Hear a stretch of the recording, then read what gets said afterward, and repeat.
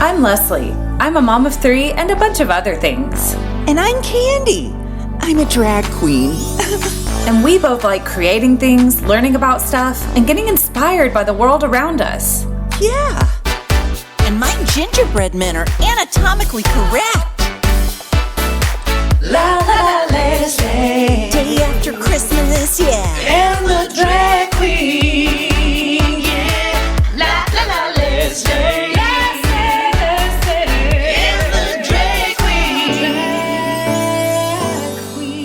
La la la, that's my Christmas song that I wrote just now. You're so good at spontaneous Christmas songs. Yeah, it's not Christmas anymore though, is it? Nope, we are done with Christmas. It's time for a new song. Leslie and the Drag Queen in Holiday Purgatory. Is that what you call this time in between Christmas and New Year's, where everything is just... We're in a holding pattern. We're still eating like it's a holiday. You have to. You got to keep your strength up. Yeah, you got to keep your weight up. Right. For that New Year's wrestling session. Speaking of wrestling, we were watching Nacho Libre last night. Oh, I love that movie. Oh my gosh, I forgot how funny that movie is. It is really funny. That's like, that's old by now. I'm trying to remember when that came out. So old. Yeah. I'm pretty sure I saw it in the theater. Yeah, I think I did too. So wait, isn't your husband, he's from a Spanish country. Is he from Colombia? He's from a Spanish country. A Spanish speaking country. Yeah. He is from... I'm not going to touch it. Not going to touch it. He's from Argentina. Argentina. Well, I mean, what would you call it? What do you call like all the countries that speak Spanish? They're not Hispanic, are they? No, that's not right. I just say Spanish speaking, I guess. I don't know. Okay. Okay. Latin American country, because I don't know. American. But, yeah. But have you heard anything in the news recently about Argentina, Candy? Anything no. What's happening with Argentina? Oh, absolutely not. I know. I just didn't know. This is such a big sports piece of news that I thought you might have heard it. Oh, and tell I me. have to share the pain because it's all I've been hearing about in my house. Oh no, I'm so sorry. They won the World Cup. They won the whole thing. What pain? But that sounds like a joyful event. No, it's wonderful. It is awesome. It's the first time in like 36 years that they won it. So it's a huge deal. I was at the final. It's wonderful. He just won't shut up about it. He won't. Candy, I just posted about this on Facebook the other day. It's every day. I thought, because this was a week ago. It was a week ago yesterday. My husband and my son got me up. We went early to this Latino bar on the other side of town where it was jam-packed with, because at this point, like the rest of the Latin American fans are also going for Argentina because they're like, just like I'm sure probably the European fans are all going for France. So you've got, it was just wall to wall packed. It was cool. And people were screaming. It was really close. And I was like, oh my God, okay. My watch is going off for the loud amount of decibels in here, but it's okay. And so they won. Then they went down to the Capitol and like marched down Congress Street, like yelling. And yes, they like took over the road with Argentine flags and people in trucks and yelling, and everyone was happy. I was like, that's awesome. Okay. School the next day. That's fine. Like, let's just all get back to normal. Claudio's still kind of talking about it. My husband, Claudio, he's still like all excited. I'm like, yeah, that's awesome. It's declared a national holiday in Argentina. So his brothers are down there showing all the footage from all the celebrations. But now, Candy, it's been a week and the man is still watching the replays every day and crying. No. Like, as if it's happening all over again. No, he's crying? They all cry like they do. In one of the clips he was showing me, it was like the announcer, the sports announcer announcing one of the goals, and he was just sobbing like a baby. Oh my God, they're big friends. It's like, dude, for being so macho, they freaking cry like babies over sports. You know, that's the counter effect of being so macho. That's Is that true. like, you know, you can't go to any extreme without there being like another side to it. It's like an iceberg. It's like whatever's sticking out of the water, you can bet there's a whole bunch under the surface. Well, they let it all out. And It all came to the surface this time. it did. I was asking people on Facebook, I'm like, no, how much longer is this going to last? And No idea. No, they're like, well, at least 4 years until the next World Cup. Oh I'm my like, well, gosh. shit. You're like, I can't do that. I can't No. do that. Mm-mm. No, wait, what is your husband's name? Claudio. So it's no one knows what. So white people would say Claudio. My family, who was just here for Christmas, Claudio. Hey, Claudio. Hey, Claudio, can we get some more of that tres leches? Yes, my brother-in-law, who's also from Wichita Falls, my sister's husband, wanted to call him Claude when we first met him. And He's you like, said, can I just call him Claude? absolutely not. I said, no.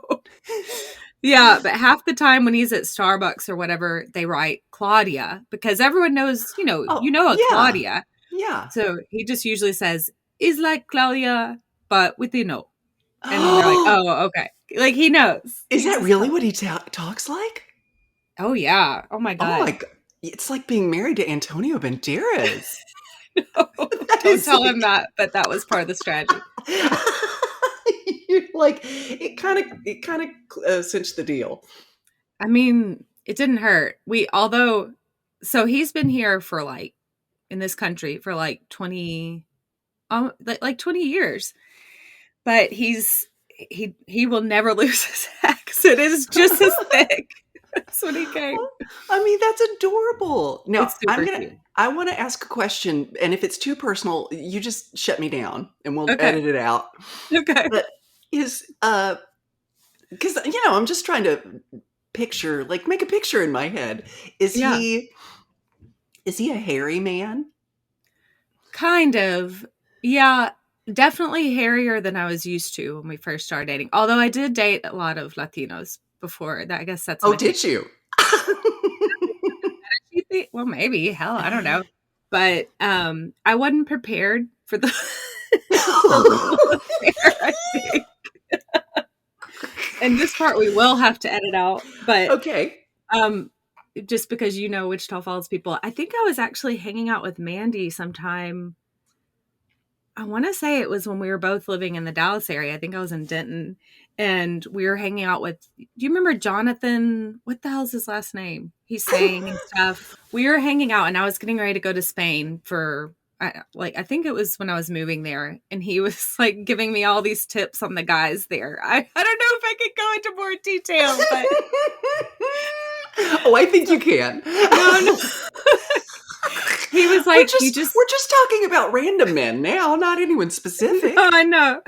But he was like, you just have to look at their shoes to make sure everything is clean and taken care of. But the men are going to be different there, so be ready. I don't understand what that means. What do the shoes have to do with anything? With cleanliness. He was like, Oh, okay, so the shoes aren't related to the hairiness. No, this doesn't have to do with the hairiness. Have a lot of hair on their shoes, or okay. He has a lot of hair on his shoes. He's trimmed recently, and that's a good sign. Not that, but I think it probably was related, but he was saying that most of the men aren't circumcised over there.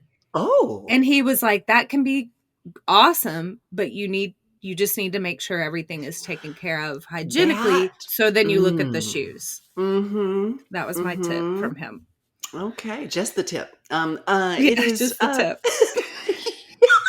I don't think our show has ever gotten this graphic. No, that's what I said. You have to edit it out. I'm so hot now. I know, me too. And I'm like in my in-laws' house.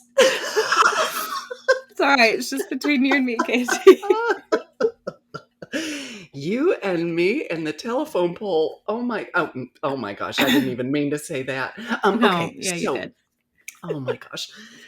Anyway, yes, that has Fence been. post. That's the expression. Fence post. You and me in the fence post. That's right. It's an expression, guys. I'm not being dirty. Well, you just downgraded from a telephone pole to a fence post, but that's all right. I mean, honestly, both of them are pretty good. Let's let's be real. You can tie lots of things to them. So. And honestly, like a telephone pole might be overkill, just even for me. That's why the birds are just like sitting on the wires next to it, like like overkill. That's a lot. That's a lot. Margaret Cho had an old joke about that in her like 90s stand-up act that she was saying like, you know, when I go to Subway, I get a 6-inch and not a foot long. Like, is there something we can crank in the back here? Because I can't eat all that. It's so good. I love her. Oh my gosh. So how was Christmas? I mean, I still have not gotten a picture of how hairy your husband is, but I'm going to let it drop. I'll paint the picture more as we go. Oh, please just paint like a portrait and send it my way. please just draw me an anatomically correct picture and text it over. I will. I'm a horrible artist, but I will. I think you should get the picture from the stick figures. You'll probably be able to get all the information across. Good. Yeah, I will. Anyway, Christmas, after we waded through my husband's body hair, was wonderful. It took a little while to find the tree. We got a hacksaw and hedge trimmer, and it was great. No, it was good. Cracking me up this morning. No, it was good. And speaking of morning, it's morning for both of us. I know. It's the first time ever we've been able to record in the morning. We're almost in the same time zone. We're so close. Because tell everyone where you are. Yeah, guys, I'm in New York, not city. I'm actually in Long Island, and which is also, guys, officially part of New York, just so you know. And don't try to deny it. Don't you dare deny it. It's not New Jersey, it's New York. Yeah. And we're here with my in-laws. I mean, officially, ostensibly my host body's in-laws. Right. You came along for the ride. Right. I came along in the suitcase, and sadly, I've been in the suitcase pretty much the whole time. But, I can hear what's going on downstairs. Mm-hmm. I got it. Yeah, have you gotten to do any fun New York-y things, Candy? Hell no. I mean, I ate a bagel. That's New York-y. I mean, how many bagels do they have in Hawaii? Probably not that many. They have a few, and they're all terrible. They're just bread. They're just a circular bread. Yeah. It's like trying to get good Mexican food in, Kansas or something. Or in Hawaii. Like, pretty much the same deal. Oh, really? Oh, my God. Yeah, the Mexican food is not great in Hawaii. But a lot of other food is awesome there, I've heard. Oh, there is some tasty, tasty food there for sure. But, you get a hankering for some, just even Chipotle. Like, even Chipotle I'd be okay with at this point. Oh, that makes, when you were talking about being almost in the same time zone, I was thinking we need to start a GoFundMe for a Leslie and Candy reunion. Yes, oh my God, that is such a good idea. Wouldn't that be awesome? Because I think people don't realize we have not actually seen each other in maybe 20 years, maybe not quite that long. Years. It's been a really long time, and you're absolutely right. Yeah, it's been over 20 years. Mm-hmm. And we can edit this part out too, because we don't want people to know just how old we are. It's true. Yeah. They're like, it's been wait a second. Years. How old are these two? I think it was right after Eisenhower's first administration. Yeah, we will edit that out. Guys, we are 31 and 32. That's I'm right. 1 year older, Mm-hmm. and wow, being in your 30s is hard. Ooh, Oh, I just feel so old. I know. Ugh. When you hear 30-year-olds say that now, don't you just want to like just open-handed slap them right across the face? Yes, I want to, and I do. Shut up. You don't know old. We were we were all three of the Gar kids were together for a little bit yesterday on Christmas, and our youngest sister is, she's like 4 years younger than me, and I hadn't seen her in a while, and she was talking about having back pain when she was running and stuff, and I just couldn't stop laughing because it was like finally she was catching up with my brother and me and getting old.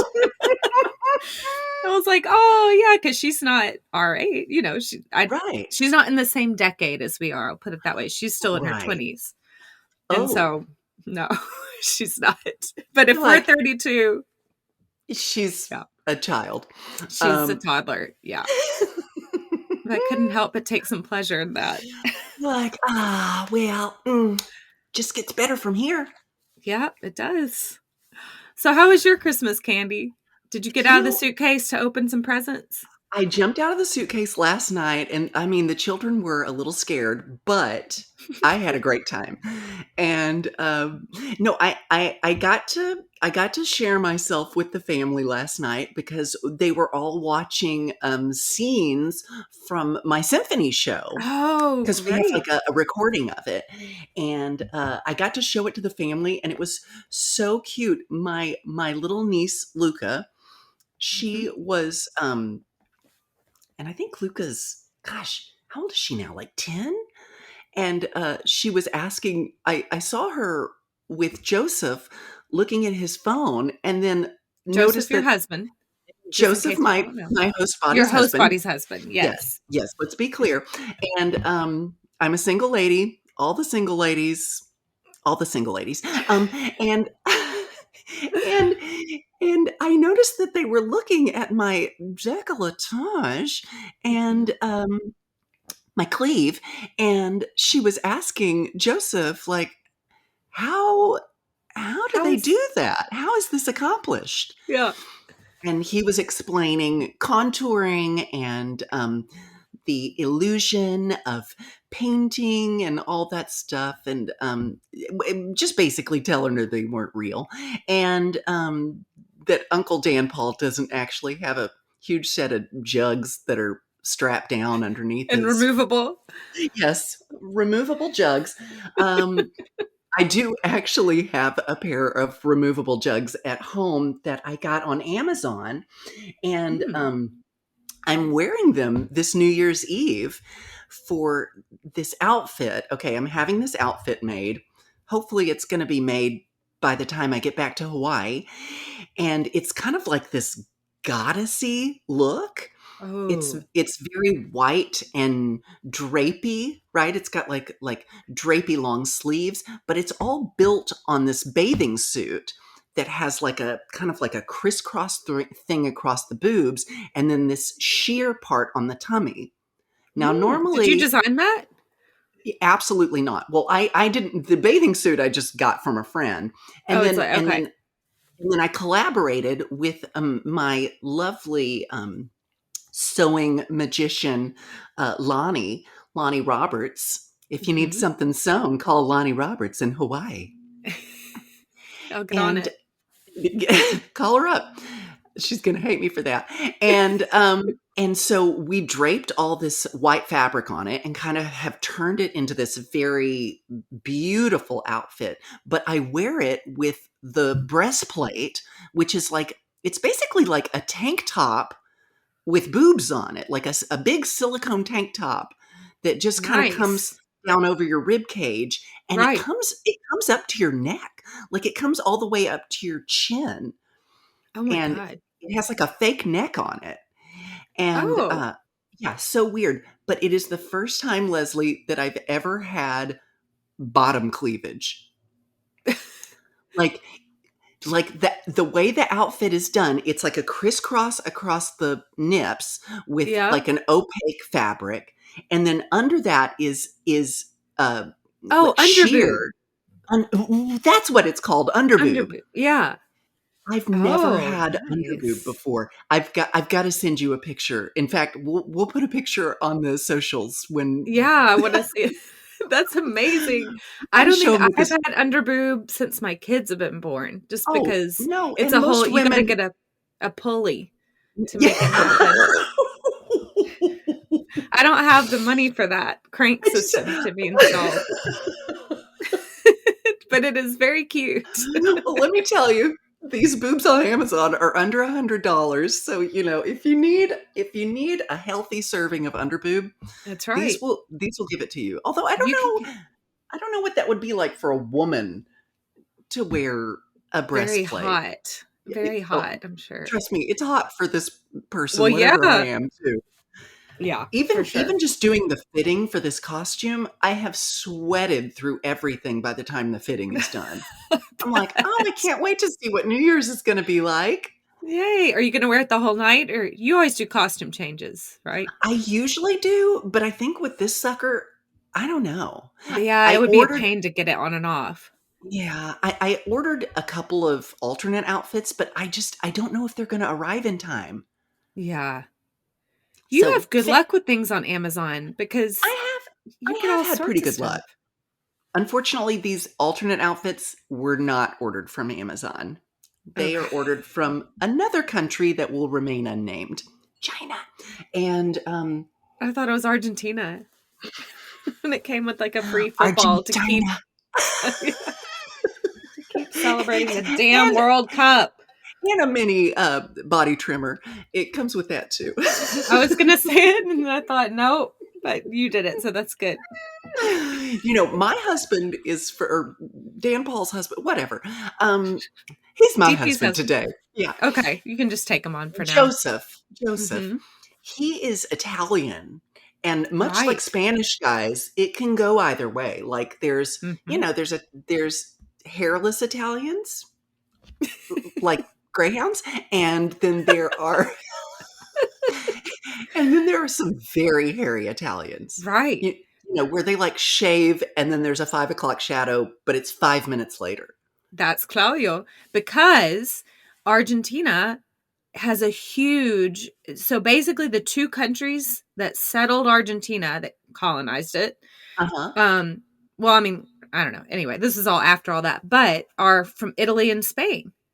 So the craziest thing is the first time I went there to visit, when Claudio and I had just gotten married, there was a really important election going on in Italy, and they put campaign commercials and like posters and stuff for Italy in Argentina because the population is that big that they invested in campaigning there. Wow. It's huge. So I get So, it. so is there a lot of Italian culture there then too? And yes, huge. That's why like pretty much all their food is like Italian. Like, Oh my gosh. it's not spicy. Like everyone thinks, oh, South America, and they kind of lump it all together and with all other Latin American countries, but it's very different.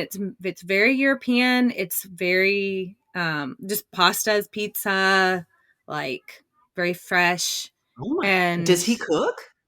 Wait, I want to see if I can say it right. Claudio? yeah, you got Does, it. does Claudio cook? You know what it reminds me of though? I feel like such a when sports, or I mean when news announcers will be like, and then today, terrible news out of Nicaragua or something. And everyone's like, oh, shut the fuck up. That's what I feel like. But I'm like, that's his name. So what do I do? I don't want to say it wrong. I love it. Every time you say it, I get like a little tingle up my spine. But yeah, he cooks. So anyway, I took it back to Argentina, but I'm just saying the Italian thing. You can take me to Argentina anytime. Sounds like the men are right up my alley. Hairy, That's where not hairy, cooking Italian food. Yes. Yes, all. Getting hot and sweaty and crying. Oh my gosh, my Let's favorite. go I for it. love a sweaty, hairy man crying his eyes out. That really melts my butter. Well, now we know what to put on our GoFundMe for our reunion. We'll just do it in Buenos Oh my Aires. That'll be Oh, perfect. perfect. Perfect. Oh, so we're not even meeting in one of our cities. We're having them send us on vacation, basically. I mean, originally I was thinking, we'd do it somewhere in Texas where that would be the Hell logical no. thing. If we're We've going to do been to this thing, Texas. let's do it upright. We have to do show research. We're starting a GoFundMe for all of you to send us to Disney World for a week, and we're going to leave the kids at home, the husband's at home. It's just us two, and we're going to be live streaming the whole thing. Oh my God, candy at Disney World would be insane. Would they even let me in the park? They'd be like, no cartoon characters that are not sanctioned by Disney in this park. Sorry, lady. That's a good point. I was thinking of because of Ron DeSantis, but you're thinking of trademarking, which is probably because I think Disney would be cool with it. The state of Florida may not be. Disney, I think, would be okay. But yeah, as long as you're not taking any of their profit. Right. I just have to not wear anything too over the top, Yeah. Mm-hmm. That would be interesting. That could be hard for me. But that could be. All right, let's just do it in Buenos Aires then, guys. Perfect. We'll go back to the original plan. Perfect. Okay, so Christmas. You were asking me about Christmas before. Yes. So your husband's family's Italian. So they have like Italian traditions for Christmas and stuff? We had lasagna last night. It was so good. And I have found myself, like I've been trying to be good and not just pig out the entire time. And so, but what I've discovered is that I'll eat the meal and I'll have a reasonable portion, and then I'll have a little dessert. And then about an hour later, I'm ready for more dinner. And and it's happened twice now. Like, and Joseph's mom is so amazing. She is the quintessential mom. She's just everything. She is the best. This is my shout out to Marianne Smeraldi, because she gets the mom award. She really does. The woman can cook like nobody's business. She's super spiritual. She teaches yoga. She's just that's so cool. She's all things to all people. That's amazing. But yeah, so like it's 10 p.m. and I'm like, kind of that shrimp risotto was really good. Is there any more of that? And she's like, oh yeah, there's a whole thing of it in the fridge. And I'm like, well, I can just eat a little bit cold. And she's like, oh hell no. So she's, oh my gosh. And then again last night, a second serving of lasagna. And Joseph's like, are you kidding? And I'm like, I only had one little square. And I didn't eat the filet mignon. Like I saved myself for more pasta. Those are just like the shirts we had in high school. Saving ourselves for more pasta. Were you part of that whole group? No. Hell no. You're like, honey, I'm having pasta. I didn't have pasta, but it wasn't my choice. The pasta was not available. Anyway.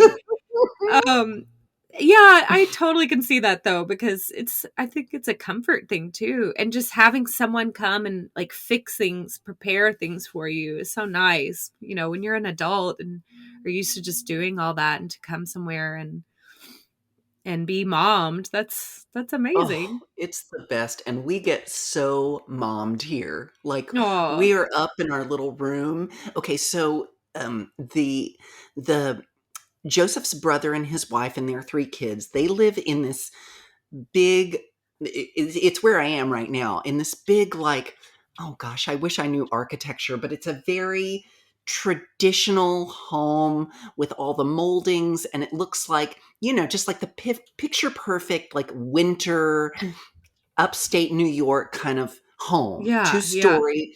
Craftsman. I'm saying words I don't even know what they mean. I don't know what I'm saying. Tudor right now. special. It's a Craftsman Tudor flying buttress.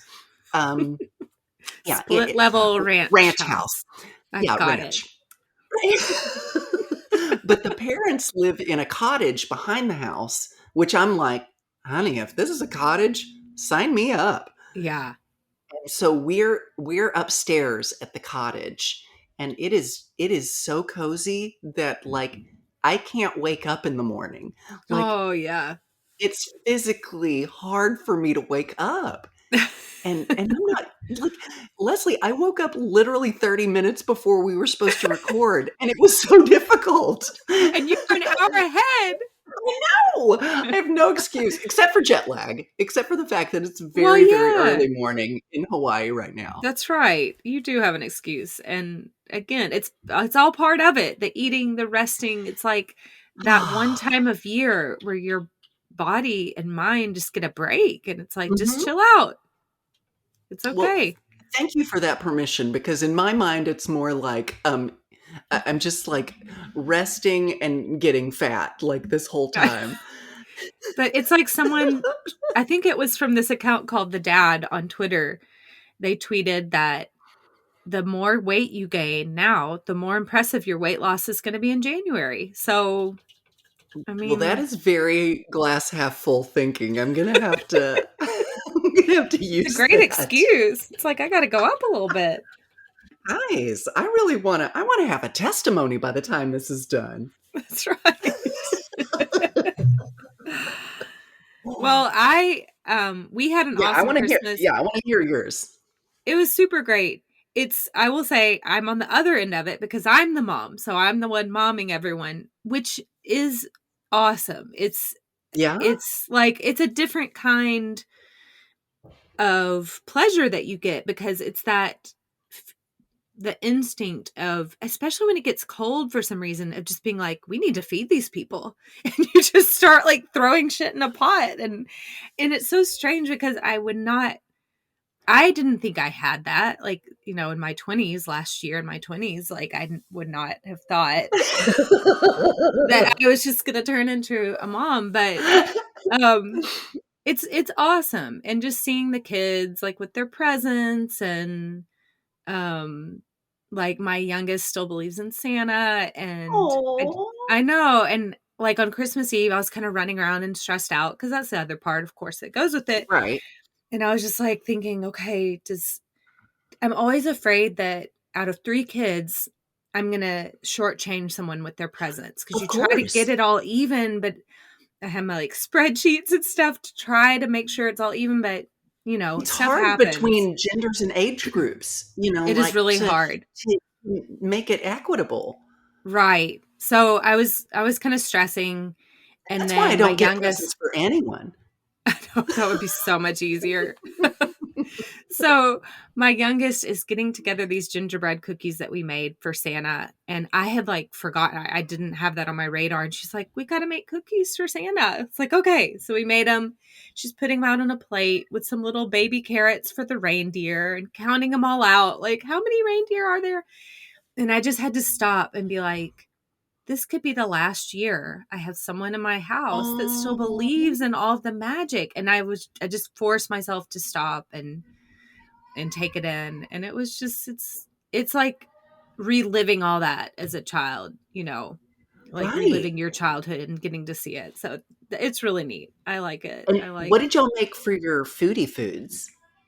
So we kind of vary it up on Christmas. We kind of ask everyone what do they want? We've done like a tear and share bread with like fresh mozzarella and marinara and basil and stuff in it. Mm. And this year we just kind of did what we did at Thanksgiving because my dad was visiting us and he hadn't had like, he usually doesn't come up for Thanksgiving. So he hadn't had all that food in a long, long time. And I just knew he'd The like super it. So, traditional, like. yeah, like cornbread dressing. And I did a ham and sweet potato casserole and all that Southern stuff.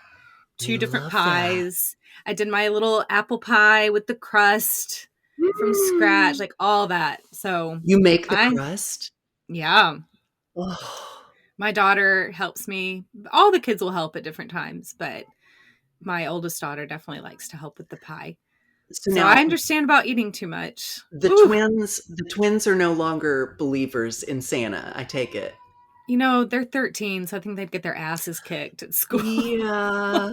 But what's so sweet is I saw my daughter pulling up. There's like a little Santa tracker app where you can see where he is on Christmas Eve. Like, oh, he's in, Bolivia or whatever. Like he's delivering the presents there, and she was following it, and it was like she was trying to, like she knew. She never has said, "I don't believe it." Now, She's was she doing it for herself, or was she for doing it for her herself. She was younger all by sibling? herself in her bed on her phone. She's like, "Oh, look, Wait, this Mommy, is the 13-year-old? Yes. So there might be a tiny bit of belief left in there. I don't know. I don't think so because It's just more like fun now. I think so. Yeah. I think it's just Okay. kind of like trying to relive that lost innocence or whatever. But Well, I thought that was sweet. even me last night, I was, or not last night, but on Christmas Eve, I was on Hulu, and they have that same Santa tracker thing on there, and I Yeah. put it on just for a second. I have to admit, like, I got just a tiny bit excited when I saw it, and I was like, "Oh, what's this?" And I clicked on it, and it's just some like crappy old CGI Santa, like superimposed on a aerial On a view map. of some city. I'm like, "Oh, what is Right. this? I can't Aw. believe this isn't making me believe anymore. This is making me believe less." Now, Leslie, I don't know Mhm. if I told you this, but I do still believe in Santa. I totally believe it. I was thinking if anybody is still going to believe or make others believe, it's Candy Shell. Well, I know he's real for a How fact. how do you know? Oh, well, because those cookies eaten. Those cookies got eaten. I did not eat them. I'm almost 100% that I did not eat those cookies. And there's no dogs in the area? I Or mean, well, there are a couple dogs around here, but they were not in the house. And I uh-huh. mean, I was very drunk, but I am pretty sure I didn't eat those cookies. I don't think you did either. No, Why would I you it doesn't I mean, no one has heard of people getting drunk and going downstairs and getting food to eat. That's not a thing. no. I mean, except for lasagna and shrimp Shrimp risotto. risotto, yeah. Right, right. Those are the typical drunk foods, not cookies. Cookies? No, no, no, no. Mm-mm. Mm-mm. Yeah, I think I'm with you. I'm back Santa's in. real. Yeah. Oh, and I've met him too. I've met Santa. Oh, yeah? Uh-huh. What was he like? He was very nice. I met him at Disney World, actually. But no, no, no. He wasn't a paid costume person. No, he was a patron, and he was Oh, there he's in so down like to earth. he was wearing like a Hawaiian shirt, actually, and shorts. Oh. It was exactly what you would imagine Santa doing in the summer. He's like, "Girl, I've got a lot of work to do in about 6 months, and so Mhm. I'm going to Disney World." But I was a little disappointed he didn't bring Mrs. Santa Claus. That seemed a little. I didn't know how I felt about that. Did he take off his wedding ring? I don't remember seeing a wedding ring, but they probably got married like 300 years ago. Who even knows if they had wedding rings back there? Right? Someone said she was the opposite of a Hallmark movie where she was, or no, that she is like in a Hallmark movie where she was the big city career girl with the heels and stylish outfit. And then she married some woodcutter in the North Pole and toy maker. And now her life is a living hell. Oh no, I hope that's not the case. Mrs. Claus, if you need help, Blink send me an once. email. Yeah, leslieandthedragqueen@gmail.com. We're going to bust you out, and we're taking Yeah. you to Disney World or Bolivia. Wherever we go, we're taking you with us. That's right. Now, I don't know if our GoFundMe is going to make that much money, so you're going to have to pay your own way. But, You may need to sell an elf, but yes. it's okay. That one, Jingly, he was gonna rat you out anyway. Jingly. Mm-mm. He's gonna have to go. That's right. Oh, Oh, boy. Yeah. well, Candy, Yes. should we move on to the new year now? That's coming up next. Oh, wow. We're in the holiday purgatory. We're gonna be continuing to eat and rest and regroup, and then all of a sudden, New Year's is going to be upon us, and you'll be back in Hawaii. Hawaii. Hawaii. See, now I have to pronounce it right. If you Oh, pronounce okay. Nauyo So right, then I have to learn Hawaiian. now I'm going to teach you. So you may not have known this, but in Hawaiian, W's, much like in German, what is that? W's are pronounced like V. Okay. Yeah, like So it's German. actually Hawaii. Oh, wow. I've heard people say that, but I haven't picked up on it. Okay. And then then the apostrophe makes like a little break. Exactly. It's called an okina, and Oh. it's like a what do you call it? A glottal stop? Is that Yes. right? A glottal stop. I was going to say that, and I thought it sounded too nerdy. So that's great. Honey, you could be as nerdy as you want with me.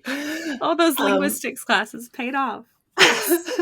So yeah, there's that one, and then there's another. What is it? Glottal?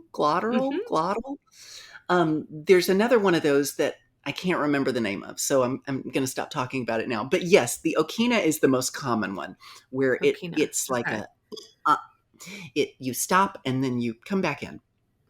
Okay. And if ever you see a double vowel in Hawaiian, like an ee or an ii, you can assume that there is an okina between them, because you would never say like e, like, because the e sound, the long e sound, would just be an I. So if you saw two I's in a row, it would be ee. Oh, okay. So okay, got it. They don't have those other sounds, so you can just assume. Well, they do, but they're only made by the single one. letter. Right, And right. it's really kind of cool, because it's pretty easy to pick up, like, because the Nice. vowels always sound the same. Like that's so handy. They don't change. They don't have short No. and long. They have Hawaiian on Duolingo. Do they really? Yes. I should switch to Hawaiian. Well, I definitely should, because gosh, I'm living in the middle of all this and just some dumb white lady. Oh my god. But I think it's I think it's part of my charm. They're like, totally is. Let's go see that dumb white lady this Sunday. Let's go see that. What's that dumb white lady doing tonight? What's her name? All right. Ding dong head shell. What's her name? She's Ding on a dong jelly bean head. break. Ding dong. That's sorry. I said I wasn't going to cuss on this episode. I'm so sorry. Oh, really? Was that? I didn't get the memo. Wait, have I cussed yet? I don't know if I have. I don't think you have. You know what I've noticed, because I cuss a lot in my humor online and in real life, is that when I meet people that I don't know very well, that follow me or like subscribe to my newsletter or whatever, they try to cuss in front of me a lot. It's like, I know, isn't that funny? Like you're the cool mom or something, and they're like, I don't know. It makes me feel weird. Like, I'm like, oh, it's okay. We can just talk about this bar class that we're in. I don't need to hear about how your thighs are, burning like a whore in church or anything. Like, it's crazy. It happens all the time. They just want to let you know that they're cool. They're cool, yeah. No, I like it. It's better than I met this other lady who was like another parent, another like a friend. I cannot think of the word. The mom of a friend of my kids who I had not seen in a while, and she's just she's a lawyer and like real serious and stuff. Okay, and she's like the opposite. And in fact, she was asking what I was up to, and I was telling her about this podcast, and she's like, "Oh, what's the substance?" Oh, and you're like, well, there's no substance, but. And I was thinking, like, okay, I can infer that you mean the meeting machine. It was just like, let's cut to the chase. Why? What is the point? What is this? Why am I listening to this show? Yeah. So I'd rather the cussing than like being like I'm wasting my time. Shit. There's my cuss. Shit. Oh, good. I feel much better. Yeah. So, do you do anything special for New Year's? What are y'all going to do this year? You know that I'm showing my underboob. I know. Yes, you'll be showing my underboob. I'll be trying to find mine. Maybe I'll get Claudio to recreate that Janet Jackson thing, that old picture where they come. Please do, and please and then send I'll me be the like, photo. "There's the underboob. I found it." No, New Year's Eve, I never plan anything. Like it always sneaks up on me, and I'm like, "Oh, right, that." And so at the last minute last year, we had some friends from Colombia that came over, and they have a tradition there where I think in a few South American countries where you eat 12 grapes at midnight, like one for each hour or month, I guess. I don't know. And then in Colombia, or at least in her family, at midnight, you run around the block with suitcases so that Suitcases? so that you will travel in the new year, and Oh, money in your pocket so that you'll get money. I So love that. that we've done that a few times with them, and that's really fun, especially because no one knows what the fuck you're doing. So we're in our look little at them. They're on the run. It's crazy. So yeah, we might do something low key like that. Just have a couple friends over, or it's funny because in Argentina, it's very family oriented New Year's Eve. And so that is Right, not really like here where it's all about drunk oriented. partying. Yeah. Right. So that's usually like one of the only times of year that my husband gets really homesick is New Year's Eve. And he kind of wishes, the one time we were there for New Year's Eve when our twins were babies, and it's summer there, of course, it's the opposite. And so Right. it's hot, and it's like 4th of July. So everyone's setting off fireworks and outside and barbecuing, and everyone would run out to the bus drivers and give them glasses of wine and stuff to celebrate. Like while that's a great idea. they're on their little bus route, getting like at every stoplight, people running up, giving them drinks. And I'm like, this is not a good plan, guys. I'm like, Like, give wine to people, but not people that are driving public transportation. I know, right? I sounded like the uptight American when I brought this up, but everyone else was like, "Oh, it's fine, it's fine. Don't worry about They it." drive that route all year long. They could do it in their sleep. I'm like, yeah, but could they do it with one eye closed? I don't know. But should they? Should they do it in their sleep? You know what is so crazy? So I have this this article open because I'm really just a researcher at heart, and I was Yes. researching about a minute before we started this podcast. Hardcore. Yeah, really, really getting in there. And what's so funny is when you brought up the grape thing, I'm literally staring at a thing that says 12 grapes at midnight. No way. That's so I was cool. like, whoa, that was crazy. Yeah, it's a thing. Yeah. My friend from Peru that I knew, they did the same thing too. So And it says here that it's one grape at each stroke of the clock at midnight. oh shit, we weren't that precise. No, I mean, that would be fast. I know, you gotta like just swallow them whole. What the hell? It's because it's like ding, ding, How ding, ding. I know. you're like, "Whoa," by the careful end. not to puke, kids. How many grapes can you get in your mouth? It's Well, like that. I can get quite a few in there. I gotta be honest. I know. Um, You just have to. I I got was those. going to say fake the modesty, but no. Yeah, I think I'm actually half squirrel the way these lips and cheeks stretch. But One for each stroke of midnight. one for And- each stroke of the clock, and it says that these grapes represent the 12 months, so you have Okay. to eat all of them to enjoy a lucky year. Yes. Otherwise, the upcoming year might be harsh to you, Rude. So it says you better chew all of them before the clock stops chiming. Oh my God. I think this is put on by like the Grape Association of whatever. They're the ones that came up with this shit. And as far as eating them fast, I don't know. ER doctors, they're like, how the heck are you going to chew them? Like, it's one thing to cram 12 grapes in your mouth, But it's another way. How are you going to chew all of them before the clock stops chiming? You'd have And to if you stop and like miss the last 3, you're gonna be fucked in September. You just better exactly. watch You're out. screwed. You're Yeah. totally screwed. Oh So, my God. do you want to hear about some of the other countries' New Year's traditions? Yeah, I love these things. Yeah. Okay. So in Greece, Mexico, and the Netherlands, so for some reason, those three, Okay.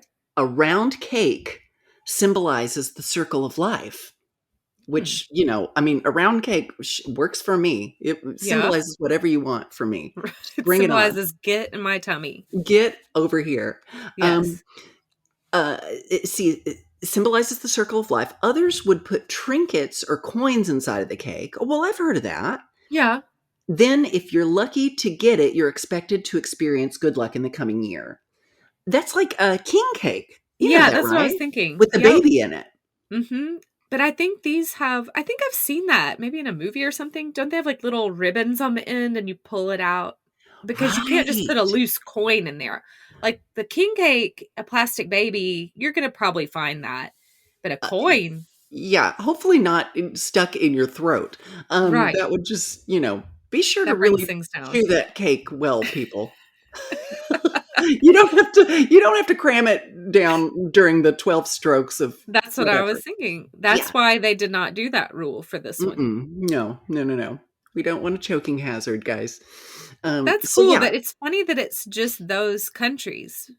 It's so like weird. So only weird. applies here. Okay. So in another 3 random countries, Austria, Portugal, and Cuba, What? pork is a big deal. So eating pork on New Year's Eve is a common way to attract prosperity for the next 365. So, But they just like pork in those countries. exactly. That's just an Exactly. I'm like, excuse. what? How is pork symbolizing prosperity? I've never seen a pig with money, except for Miss Piggy. She has some pretty She great rings it outfits. in. She's got Yeah. a huge diamond ring. Those wigs don't come cheap. No, they do not. All I right, we're should not know. really buying that one. They're Okay. like, remember how we ate pork yesterday and it was just for dinner? But today it's going to be for prosperity. We're having pork and cake, and it's got meaning behind it. Whatever. Yeah. So another one, and I have heard of this one. That's because it's Italians. Oh, So okay. legumes. Is that how you say it? Legumes? Legumes? Legumes? I think Legumes? legumes. So The bean things. those bean things, apparently they look like old Roman coins, and they also Oh. symbolize financial prosperity. So that's why Italians have lentils and Americans add black-eyed peas to their dishes on New Year's Eve. Right. What? New Year's Eve? I thought it was New Year's Day. And also, like, black-eyed peas don't look like coins. Come on, people. That's probably just brought over. We're just from like, we Italian don't want to influence. have lentils. Let's have black-eyed peas. Right. Well, it was just what grew here. But is that not a Southern thing? I thought that was just a Southern thing. The The black-eyed peas? Uh-huh. I have no idea. I'm not sure about that. Yeah, do you do any of these things? Because I remember, like, isn't cabbage a thing too? Like cabbage and black-eyed peas? Yeah. I remember hearing about the cabbage. We never did that, but growing up, we did always eat black-eyed peas, but it was on New Year's Day, not New Year's Eve. Do you like cabbage? I like cabbage in certain things. I Do you don't like like it? black-eyed peas. Cabbage smells like a fart to me when it's cooked. Yeah, it does, but I don't know. I still like it. That is a great follow-up argument to that. And especially on a podcast, because I shrugged. Everyone could see that. Like, I need the shrug emoji. It does smell like a fart, but But it's good. I mean, I don't know. It tastes good. I was just there are a lot of like food like smell crossovers where it's like it's appetizing right up until you make that like when you're in the store and the corn chips smell like feet to me. Like I can't be in that corn chip aisle too long because I'm like starting to smell like feet. I can't think about feet while I'm in this aisle. Cannot think about it. I don't know about that. I mean, everyone always says that dogs' paws supposedly smell like corn chips. Oh, well, That's their the thing. feet, aren't they? Yeah, but I don't really get that. Anyway, the yeah, point is cabbage the- is good, yeah. but I still won't eat it for New Year's Eve. I need to have it in something. Like an egg roll or some like a stir Now fry. that I love. See, Forget that's what I'm about the saying. farts there because they cover it all up with that sesame oil. Yes, exactly. See, don't be You're making right. fun of me. You like cabbage too. I do. I just not on its own. Not No, like not on its not own. a big bowl of steaming cabbage. No, it's like feels like 19th century Russia or something, like eating a Exactly. bowl of cabbage soup. No. Honey, I got my rations and they're not cabbage. Mm-mm. So a couple of other traditions that I learned about. Uh, long noodles are thought to give you a longer and healthier life. You're supposed to Ooh, eat them while making sure they don't break in half. Have you ever heard that? right. Well, where is that? In Italy or Well, it doesn't say it. It just in says general? meanwhile. So I guess that must be some, I don't know. That must be some more Americanized thing. But it says meanwhile in Japan, people eat soba noodles on New Year's Eve to symbolize their journey from the old year to the new one. This also means leaving behind their regrets in the last year. Oh, I like that. Okay. I like it. I like But it. all that from a noodle. That's a lot of pressure for a I noodle. know. They are investing a lot of symbolism in these foods. I have heard the thing about not breaking them though, because I used to break my like spaghetti when I'd put it in the pot. Oh, yeah, to yeah. cook, Crack it in half. and you're not supposed to. That was something that Claudio taught me. The Italian influence. His family's not Italian, but whatever. The Italian Right. Argentine influence. Right. Somewhere down the Um, line. Yeah, there he was like, no, you can't. That's bad luck. You're not supposed to do that. So, Huh. and you're also not supposed to cut it up. Like when you're eating it, you can't cut it. It's the same thing. You have to just twirl it up. Really? Yeah. Okay. Okay. So that Um, tradition, that makes sense. You're going to love this one. Okay. This one is wearing the right underwear. Oh my gosh. And this is from Latin America. Oh, God. This goes with the looking at the shoes thing. But what kind of underwear are you supposed to wear? So it says a few countries, particularly in Latin America, have the superstition that you can manifest success and prosperity if you choose the right color of underwear. For instance, if you want to get lucky in love and relationships, wear red underwear on New Year's Eve. Meanwhile, yellow underwear could bring you luck, money, and happiness, or it could mean that you just peed in your pants. I added that last part myself. That sounds familiar. It seems like I remember my Colombian friend talking about that. I'm gonna have to ask What her. if you wear no underwear on New Year's Eve? What's that going to mean? Then you're gonna be a flasher that year. Yeah, you're going to jail this year. Yep. Mhm. Go get a trench coat and just get your bail money ready. People don't even have to do that anymore, probably, because they just send you dick pics now. They just right. airdrop you inappropriate. It's just so much more efficient and hygienic, and then they don't get cold. Right. Yeah. I prefer that. Although, I am kind of a traditionalist. So, if anyone wants to come over to my place with a trench coat on and just a quick flash, I'm okay with that. Honestly, Yeah. I don't mind. Hairy, not hairy. Harry I and Meghan. want to see it all. Now, please do not come try to put that body on me or even come in the house. I want you to stay outside. Well, yeah, that's their thing. They don't want to Yeah. they want to shock you. They want you to look horrified through the window. Right. Have you ever heard what you're supposed to do when somebody does that to you?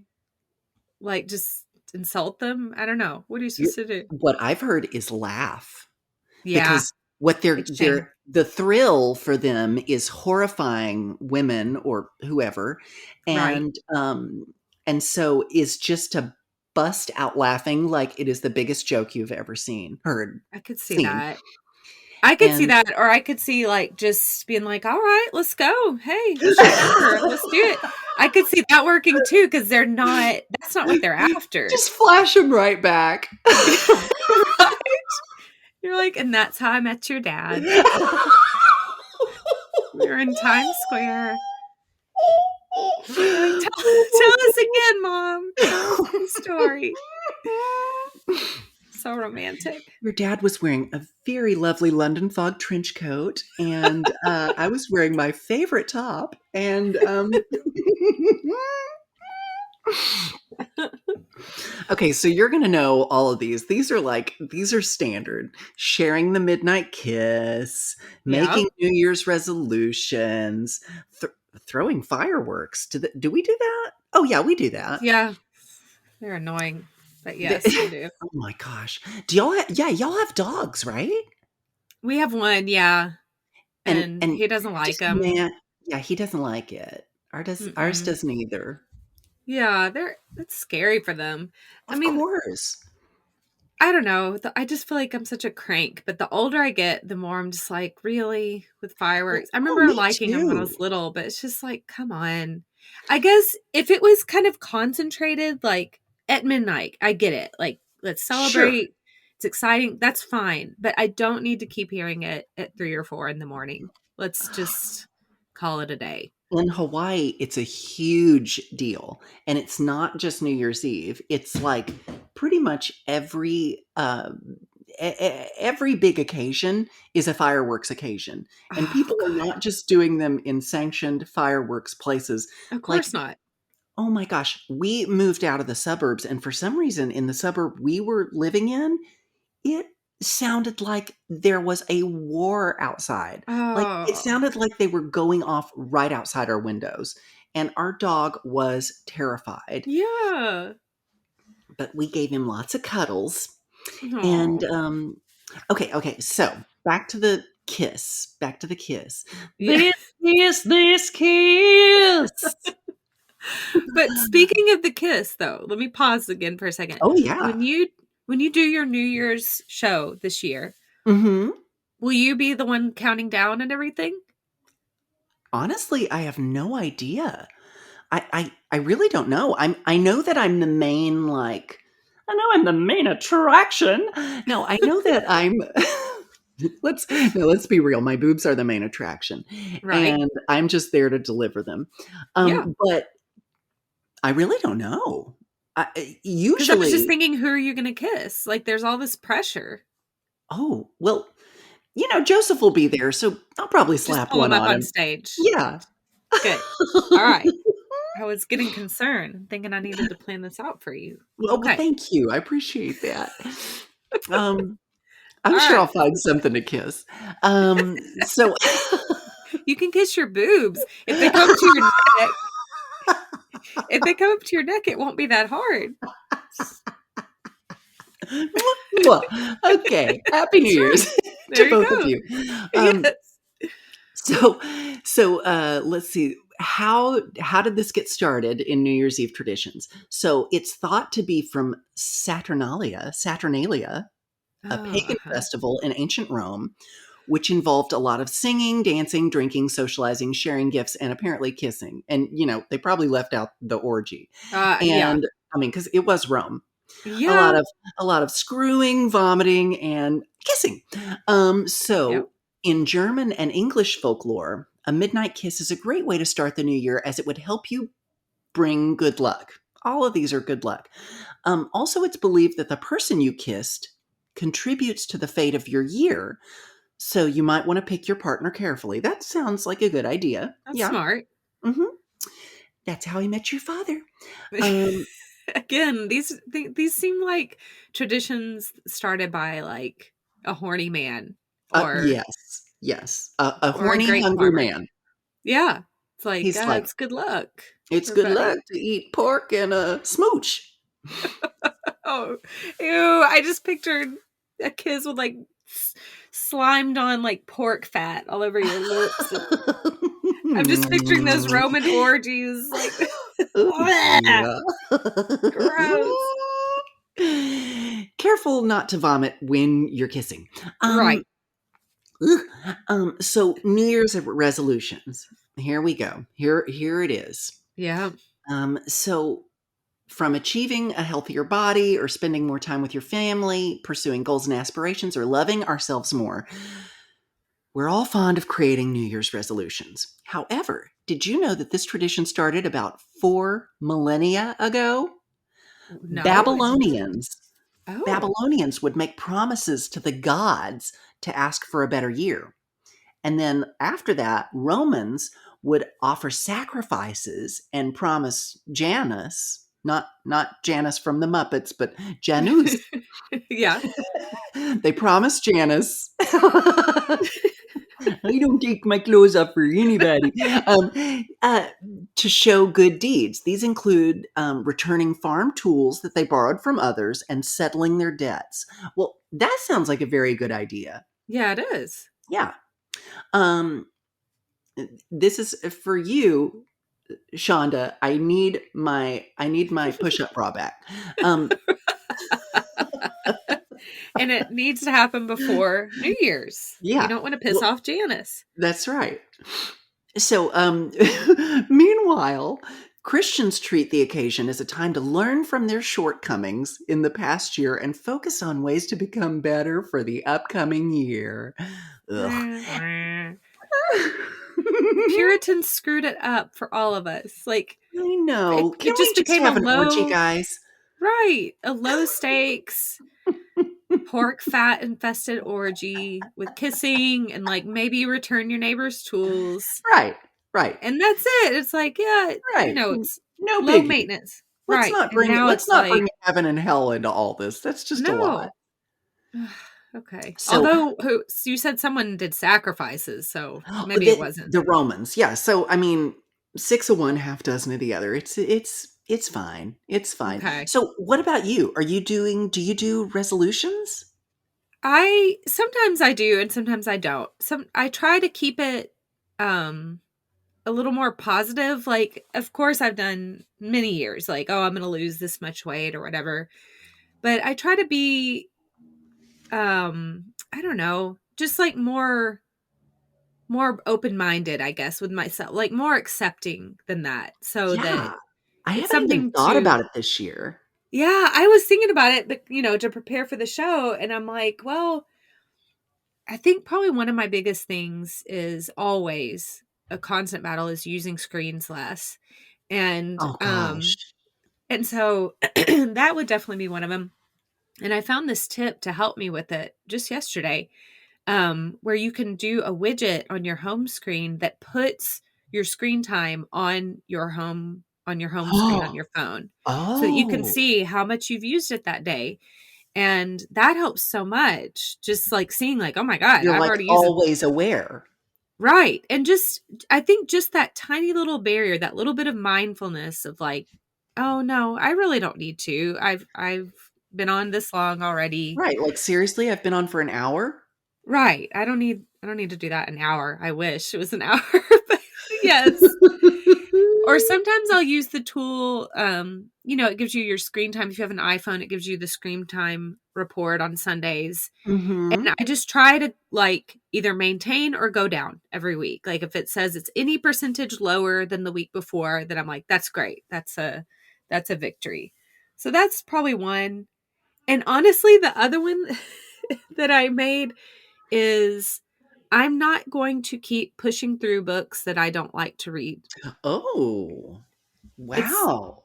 it's sort of like a resolution to myself. That's kind of my resolutions now. It's like things that are going to make me feel better.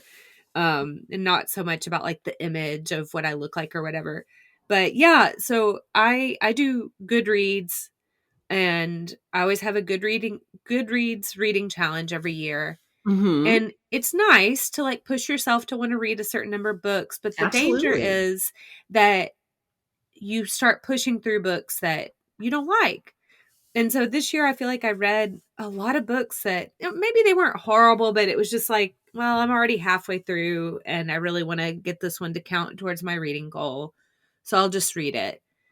And after this last one that I just finished last week, I'm like throwing it across the room. Like, I fucking hated that book. Why did I finish it? It was so Wow. stupid. And I'm like, I'm not doing that to myself. After a certain number of pages. If I'm not into it, I'm putting it down and moving on. Leslie, you are so good.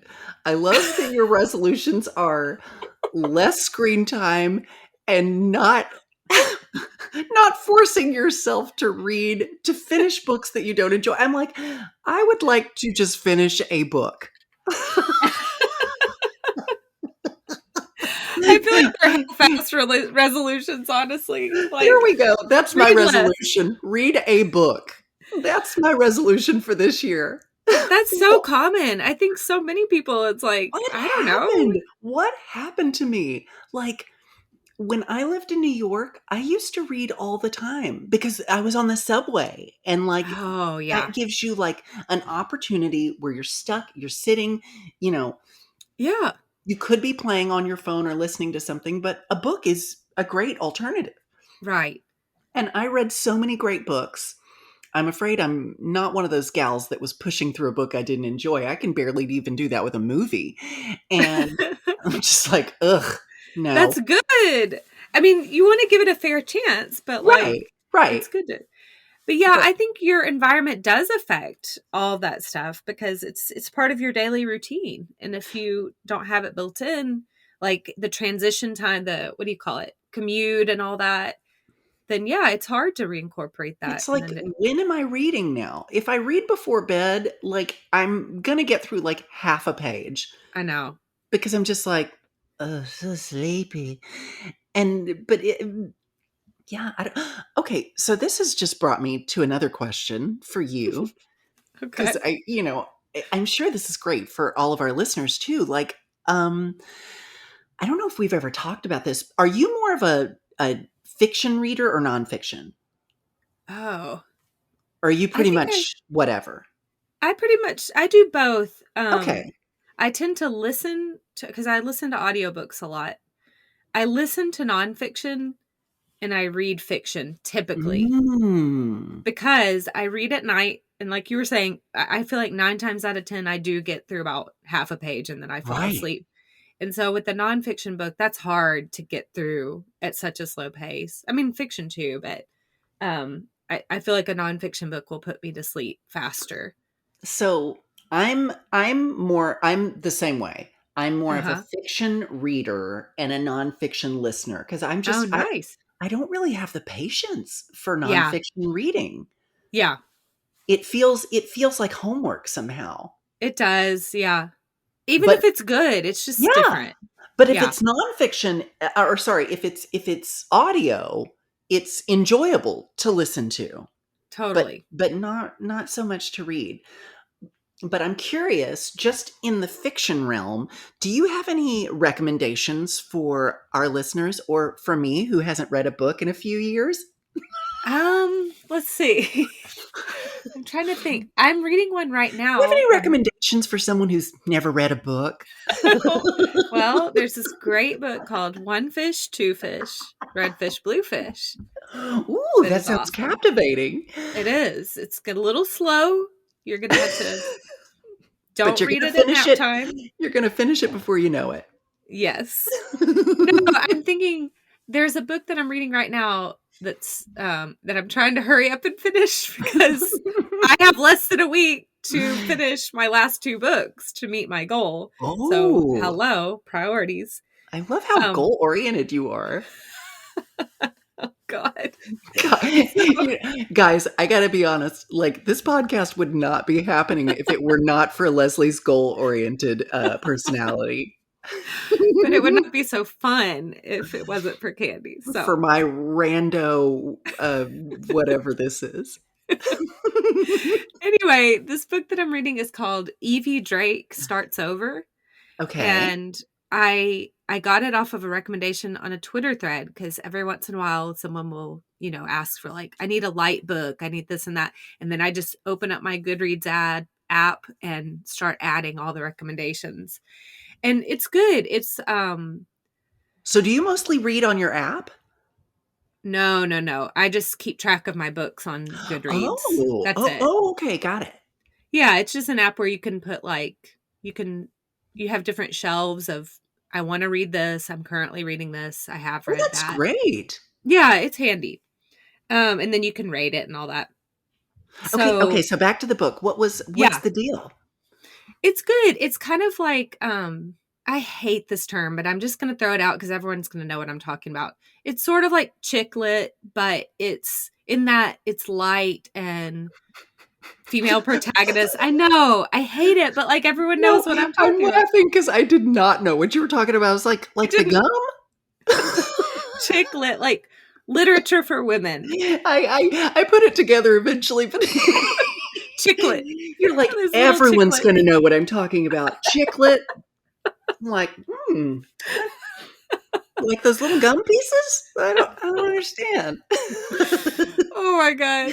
Okay, Oh boy. so Yeah. it's lighter like that, but I can't read stuff that's too light. It No, just I can't get through it. you're a It's pretty gotta have serious something. gal. You got to have some meat.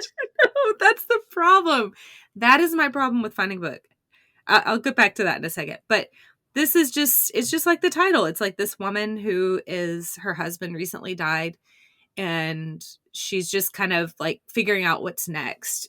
But the writing is really good, and it's actually pretty light. Like it's funny, and I'm very picky, especially about humorous books, because I write humor. So I'm like, that's not funny. Right. I could have done better than that. Or Exactly. why'd they do that? But it's funny. Let me look up the author so I can We can give an official plug. Exactly. I think it's a couple years old. Let me see. Linda Holmes. So it's Evie Drake Starts Over by Linda Holmes. And I'm really liking it so far. Yeah. Now, on Goodreads, can you like follow other people's lists? You can. So I guess people will be following me now. You can if you want. Well, you know who's going to follow you is me. Follow me. You can see all my crappy books I read this year. No, a lot of them were good. Oh my God. I'm going to have author friends out there. They're like, oh God, I am not. Thanks a lot, Leslie. No, I read a lot of good books this year, but a few I had to push through. So any other novel recommendations for us? Let me think. Let me look at my list. I just got for Christmas though, Michelle Obama's new book in hard copy. So that is a nonfiction book that I will be reading and not listening to. Although she always narrates her own audiobooks, and I loved Becoming with her narrating it. But this one I'm going to be reading. I just love Michelle Obama. She's so great. I just heard her on Conan O'Brien's podcast the other day promoting this book, and she was talking about imposter syndrome and not feeling like good enough, not knowing if she was good enough to write her first book, and then again if she was good enough to write this one. And it was such a relief to hear that. Whenever you hear that kind of thing, like if someone is accomplished and just objectively wonderful as Michelle Obama has that feeling, then it's just a pretty natural feeling. Yeah. But, we just have to push through. Exactly. And so great. Every ding-dong head out there deserves to write a book if they want to. That's right. And people will read it. Yes. There's other ding-dong heads out there that want to hear their perspective in the world. And there's so much stuff that people need to hear. Like if you have it in you, someone else needs to hear that. Oh my gosh, Leslie. It's true. That's just so inspirational. And I didn't even know we were going there this episode. I know. But that brings me to my next recommendation. Okay. It's very, very short. It's called Art Matters by Neil Gaiman. Oh, I love him. I know. He's amazing. And I listened to the audiobook of this because he did it himself. And it's super short, but it's inspirational. Little essays, just short little essays about art and why it matters and why you should even bother, how to keep going, all that. It's wonderful. Oh, I am so going to check that out. Because honestly, like I haven't had a really good, like, creative, inspirational text since The Artist's Way. Yeah. Have you read Big Magic by Elizabeth Gilbert? No, but I know Elizabeth Gilbert. Isn't she Eat, Pray, Love? Yes. And no. And I know that, she's some people are kind of turned off by the whole eat, pray, love thing and the kind of privileged white lady dropping everything. And Oh, like, I suck a get bag of it. dicks, y'all. No, I mean, I get the argument. I still liked that book. I know I'm extra for liking or basic or whatever, but Am I extra or basic? I don't know. I'm one of them. I'm the extra basic edition of a middle-aged white lady. No, but she wrote this book, I don't know, maybe 5 years ago, called Big Magic. And it's sort of like a condensed version of The Artist's Way. Really? That is wonderful. And then she started a little podcast that was kind of short-lived based on that, where it was called Magic Lessons. And people could write in and ask advice like, I want to write, but I don't know how. I feel like it's a waste of time. Everyone says the publishing industry is so hard to get into, so why should I bother? And then, so she would take, read their email out and then call them. And just like an old call-in show. Yeah. And then they would have a little discussion back and forth, and she would just take her time and get to know them and give them advice and then send them away. And then the next episode, check back in with them and see how it had gone. And usually on that checkup episode, she had someone like one of her artist friends who would also get on the line and give advice. Oh so my it gosh. and big names, like she has all these connections. It was wonderful. I'm so sad that podcast ended, but it had such great advice for anyone, but especially just for our type of audience, for creatives. Yeah. But we should start something like that on our podcast, but where we just call random people. We just pick a number out of the phone book. That's I think right. there are even phone books anymore. Yep. I'll just dial some numbers in my phone, put it Mhm. on speaker, and we'll see what happens. Be like, what are you making? What are you doing? They're like, what's going on? Okay, hi. I know you don't know me, but you're on a podcast right now. We have a very famous guest, Candy Shell. They're like, what? This is going to go great. Oh my gosh, I would love that. We're just going to prank call people on our podcast. It's good. Did you ever see that show back in the day on Comedy Central called Crank Yankers? Where they did it with the puppets? Yes. Oh, I love that Oh show. my gosh. Cracked me up so much. It's so good. That's another thing. So when we started the show, remember I said that we watched Nacho Libre last night? Yeah. So watching it again, I was like, are people from Mexico offended by this movie? Because it probably could not happen now. No effing way it could happen now. And I'm just like, I'm laughing at the dialogue and everything, but I'm like, is it okay for me to be laughing at this? Right. But God, Jack Black, what a kook. What a kook. He cracks me up. His physicality. Yes. He's like jumping around and like all the stunts that he did himself in that movie. Like, it's just like, I'm surprised he didn't break his neck. He just didn't give a shit. He does not give a shit. My kids are obsessed with School of Rock, and it actually inspired my son to start taking drum lessons at a place called School of Rock. But they watch that movie over and over again. That movie is precious. It has it all. So good. It does. Did you ever watch his Tenacious D movie? Do you know about that? Oh, I never saw it. Is it good? God. I really don't remember. I just feel like that to me is so synonymous with like my early 20s and hanging out with just stoner guys that all fucking love Tenacious D. Actually, while I was living in the Dallas area, and just, oh my God, I liked them, but it was kind of like the World Cup thing. It was like, can we move on now, guys? Can we calm stop? down, y'all? Calm down. Yeah, I get that. So wait, do I get to make a book recommendation? Yes, and then I want to hear your resolutions. Oh, God. Okay, well, first of all, books. We're going to have to go back in time. Yes. And I read this great book called The Help. No, I'm kidding. Oh, Lord. No, you didn't. No, but on HBO there's this series called His Dark Materials right now. Okay. And it's actually, most people know it as the first book, which is The Golden Compass. Oh, yeah. Uh-huh. So His Dark Materials is by Philip Pullman, and it's a trilogy of books. It's The Golden Compass, The Amber Spyglass. Oh, that's the last one. And the Subtle Knife. That's what they are. Oh.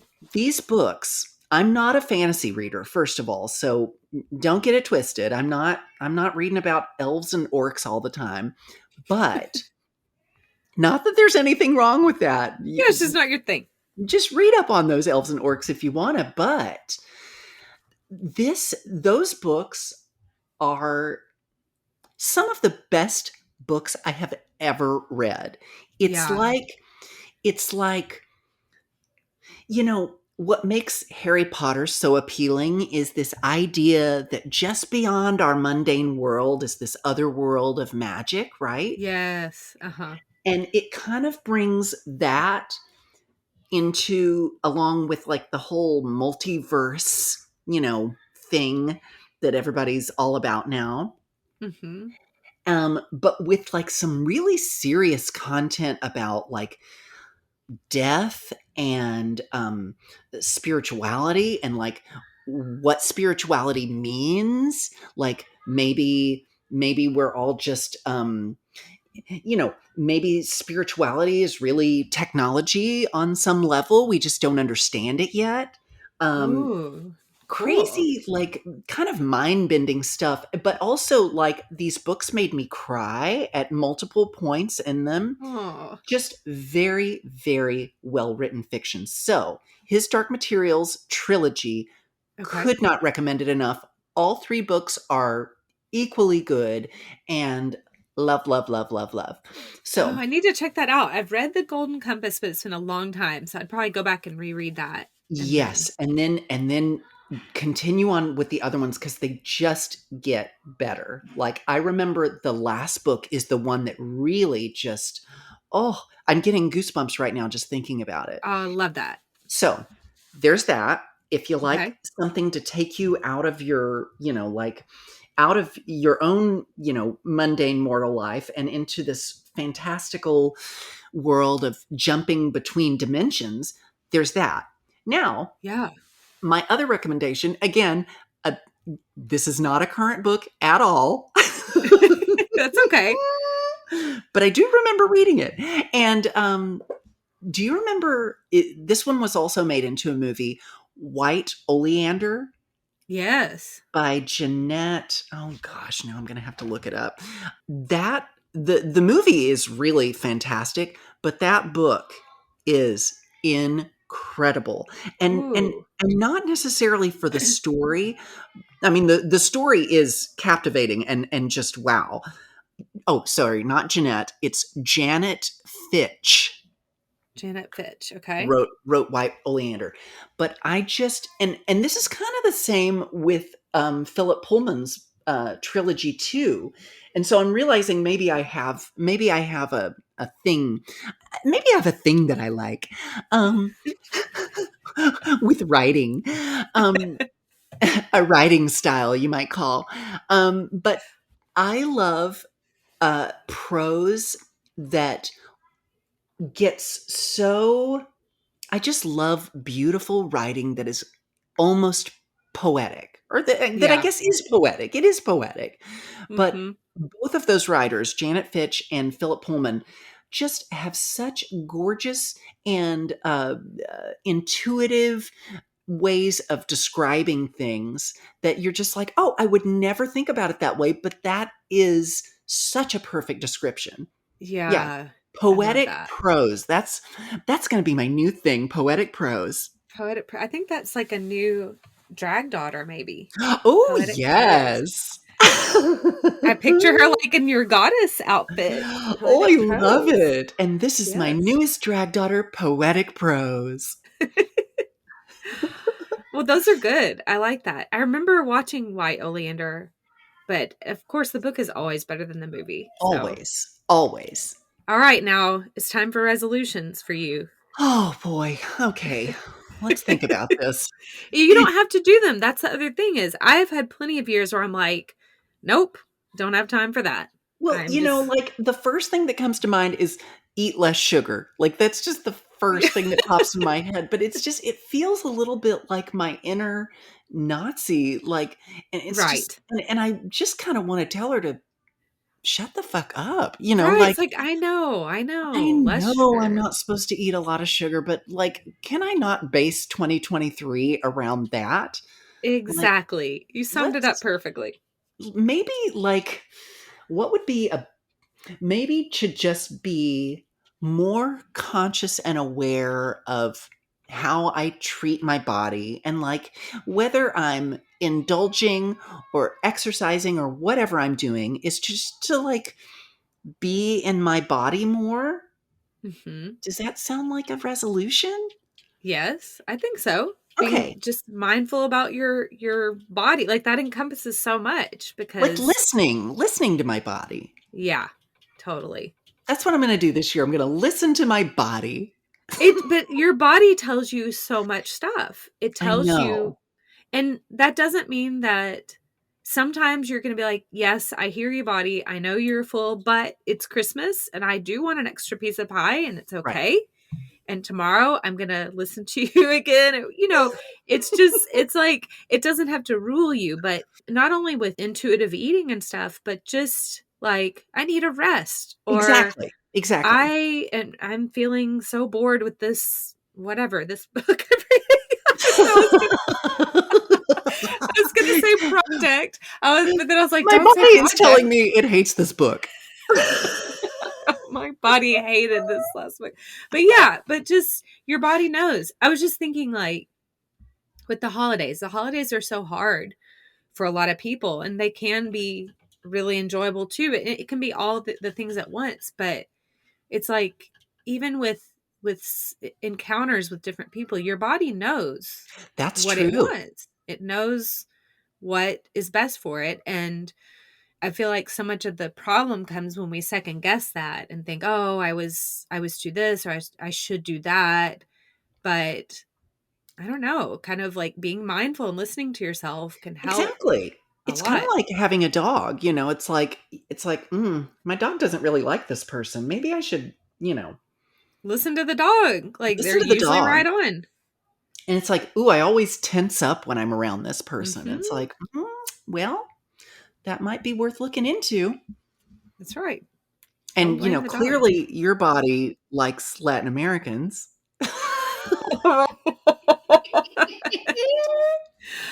Oh, I can't say that now because then you get in trouble for fetishizing them. Oh, I'm sorry. A Latin American named A Latin Claudio. America. You know what it was more than liking any type was that the Latinos when I was like single were the only ones that would ask me out. Like if I was at a club dancing or something, the American guys would be playing it cool and like trying Mhm. to, act like they're not really that interested or whatever. And the Latino guys would come up and be like, "You're the most beautiful girl in here. Do you want to dance?" And I'm like, "Fuck yeah, Yes. I do." So that's how I ended up always dating those guys. It was like they said what they meant and then they followed up on it. Oh So, my gosh. Okay, we're going to Latin America, period. right? All I want is for a man to come up to me in a bar and say, "You're the most beautiful girl in here. Do you want to dance?" I highly recommend it, Candy. That's my New Year's resolution is to be told that I'm the most beautiful girl in here. Even if it is a line, it was a line that worked. It's the So right line, that's honey. right. That was the line. You crossed the line and I like it. Yes. Oh, Well, wow. Did we do it? we did it. We did it. I just want to throw in real quick Throw in. that I think that maybe some of Candy's host body's nieces were playing a little bit in Oh the no, you background. can hear that? Just a little, just a little. I just wanted to tell people so they didn't think there were small ghost children in their ears making weird sounds. Don't worry, you are not going crazy. There was just a couple moments of Well, pure a little bit of post-Christmas stomping and delight. screaming in the background. Yeah. Yes. There could have been some light crying happening. Light crying, it's the day after Christmas.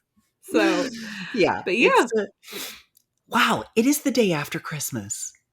it's Boxing Day, What does which that mean? I was just talking about this with my kids earlier. I think that back in the day, it was when the wealthy families, I think it started in England, would like box up stuff they didn't need anymore and deliver it to the equivalent of the Goodwill, I guess, but like distribute Oh, it to the people that needed it. to the And needy. yeah. And Claudio said that now they just play a lot of sports. There's like a lot of sports games out of Damn England. it. I'm like, guys, how did you get sports from giving to the needy? I don't know. That is such a good idea right there, is getting rid of stuff that, because every Christmas we're getting all this stuff, all Yeah. this, I mean, crap, to not put too fine a point on it, but like, and so I think it's a great idea to declutter after Mhm. Christmas. That's a great Yeah, and to idea. have it the very next day is so great. Yeah, I you're think bringing all it's this still new stuff in. Let some of that old stuff go. that's Let right. someone else enjoy it. Yeah. I think it's still a thing in Canada, but I could be wrong. My Canadian friend who listens, you'll have to let us know. So, do we want to talk about keep making shit, or do we Oh haven't my really been gosh. making shit? I iced some gingerbread cookies. Wait, we got to pause for the music if we're going to really do it. Here we go. Okay, guys, here it comes.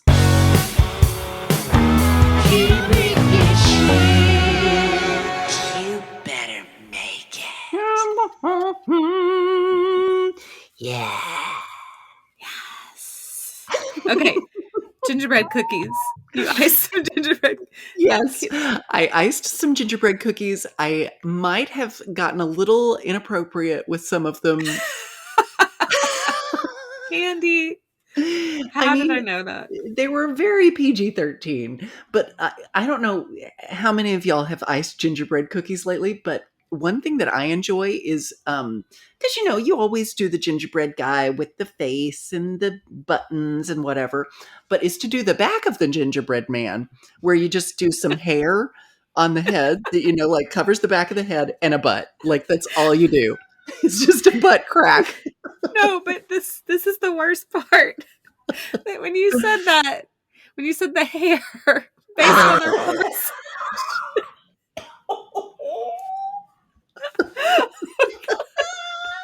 I'm gonna put my pants. Oh my god. This gingerbread man is clearly from Argentina. It's like, I would not want to eat that. No pubes on my gingerbread man, please. Okay.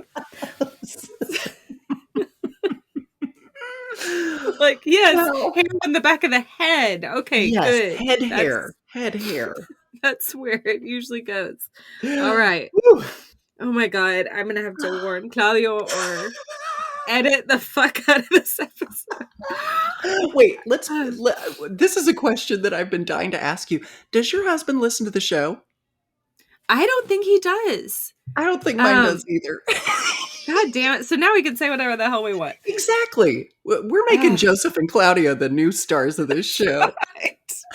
Until you listen, you're gonna get talked to. Your body hair. That's right. We're gonna talking. get We talked are. about. Yeah. We're. She's gonna be like, and then he left his underwear on the bathroom floor again. Yes, Yes. I will. Okay. So you iced some gingerbread cookies and gave them. it barely qualifies, but yeah, I guess it was borderline creative. I guess I will count my keep making shit as making holiday food. Yeah. Like making the holiday. That is true. I was going to say the food, but that's true. Yeah. You don't just do that. the whole damn thing. And Plus, you're a mom. You had to do all the presents. yeah, all that stuff, and just like regular meals, because the holiday cooking is fun, but Oh then my it's like, gosh. oh, there's people visiting. We have to feed them 3 meals a day. And And I didn't even ask about like, so the little one still believes in Santa, which means that, I mean, and I guess for the other two, you're still doing Santa. So you're like up late yeah, on Christmas Eve. yeah, yep. What was that like? What did they get?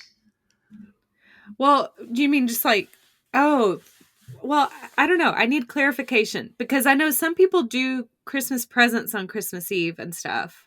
Yeah. There's all, We do like family Christmas presents. Like in our family, we do family Christmas presents on Christmas Eve. And then on Christmas Day, it's like, yeah, it all came from Santa. oh, Sure. okay. That's right. I remember us talking about that in the Candy and Leslie's favorite things. Right. Christmas Day is when we lie. And Yes. So, we don't really do that anything on Christmas Eve. Sometimes if they want to, I'll let them open a present. Oh, On gotcha. You're Christmas one of Eve, those. but they get to choose. Like when I was little, I used to always open one present, but I always just tell them like, okay, go look at your presents and see if you feel like you're going to have enough to open on Christmas. And if you want to, you can open it tonight, but if not, just save them all. And they usually save them. But then, for Santa, it's really not that big of a deal. I put stuff in their stocking and leave stuff out unwrapped. That's like, those are the Okay. Santa gifts. Yeah. Oh, that's amazing. But did you have to assemble anything? No.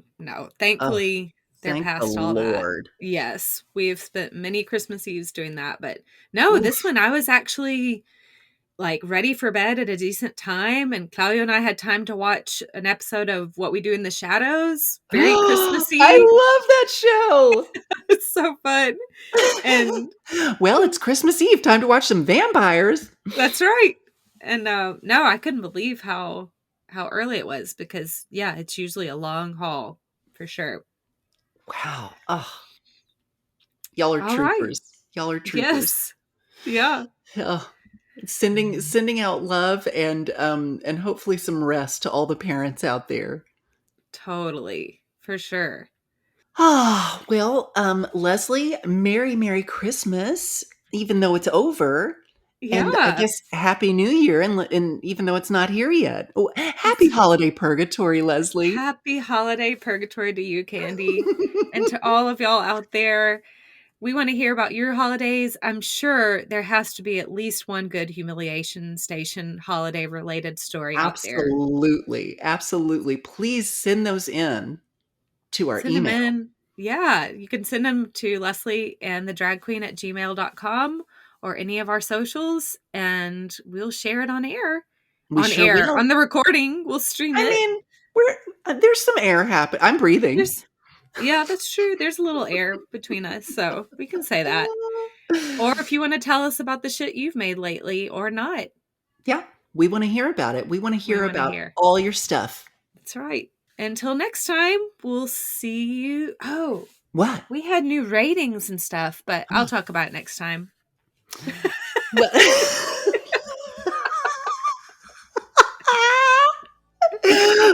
Well, guys, we'll see you next. Oh, hang on. We'll do that again. All right, everybody. We'll catch you next time. We love you guys, and thank you so much for listening. And we'll be talking at you next time. We will. See you soon. Bye-bye. Bye. Enjoying the show? Be sure to subscribe so you don't miss a thing. Help us spread the word by rating and reviewing the show. And tell a friend while you're at it. Got a story for the Humiliation Station or for our Keep Making Shit segment? Send it to us at leslieandthedragqueen@gmail.com or on any of our socials, and you could be featured on an upcoming episode. You can find Leslie and the Drag Queen on YouTube, TikTok, Facebook, Instagram, and Twitter.